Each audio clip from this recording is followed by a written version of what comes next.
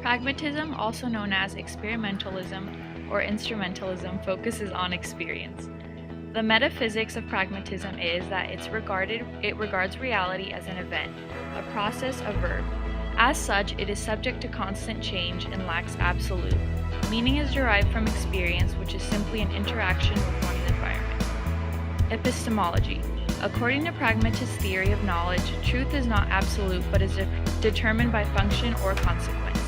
In fact, pragmatists shun the word truth and at best speak of tentative truth that will serve the purpose until experiences evolves a new truth. Knowledge is arrived at by scientific inquiry, testing, questioning, and retesting, and it's never conclusive. Axology. Pragmatists focus on axology or values. As with truths, values to the pragmatists are only tentative. They are also constructed from experience and are subject to testing, questioning, and retesting. For the pragmatist, whatever works or leads to desirable consequences is ethically or morally good. The focus on consequence is not to imply that the pragmatist is only concerned with what works for the self.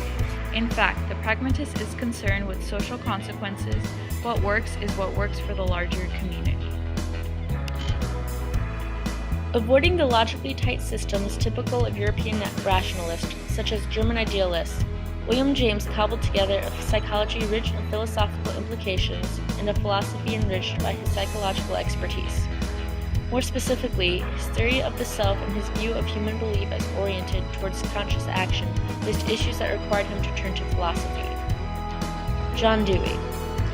With this view as his starting point, Dewey developed a broad body of work encompassing virtually all of the main ideas of philosophical concern in his day. He also wrote extensively on social issues such as popular publications as The New Republic, thereby gaining a reputation as a leading social commuter in his time. Charles Sanders Peirce. Peirce was strongly influenced by the work of William James, although Peirce believed that James was too weary of logic. Peirce was a practicing physical scientist, and because of this, he believed that in order for a conception to be meaningful, it must somehow be capable of being related to some sort of collection of possible empirical observations under specifiable conditions. John Dewey believed that children learned better when they are physically moving around and had their hands on things, rather than just sitting in a typical school setting. He founded a laboratory school at the University of Chicago.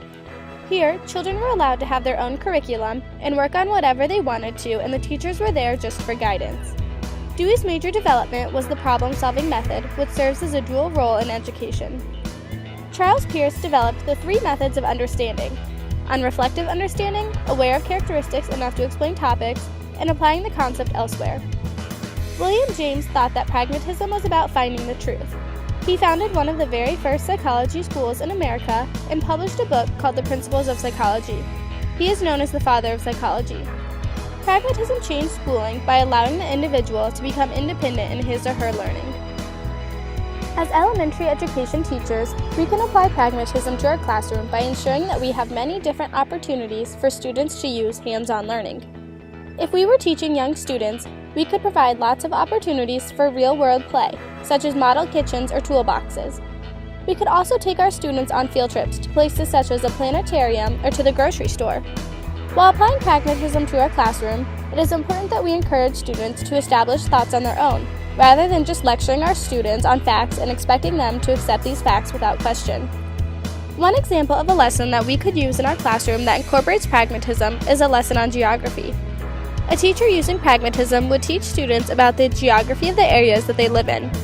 For example, if we are teaching in an urban school, teaching the students about rural subdivisions would be impractical, and the students might not fully comprehend what we are teaching. Instead, we could teach them about urban cities. We would spend time researching and understanding the way that an urban city runs. We could then have students apply this information in a real-life way. One option would be to take the students on a field trip to the town hall where they are able to learn more facts about the city that they live in. Another option could be to convert our classroom into an urban city. We could rearrange the desks and do a pattern that is similar to the building pattern of an urban city. We could then assign the students different roles within the city, such as a mayor, a police officer, a grocery store clerk, etc., and then they would learn how to work together in order to make their city productive. Both of these options would help students further relate to the lesson in geography.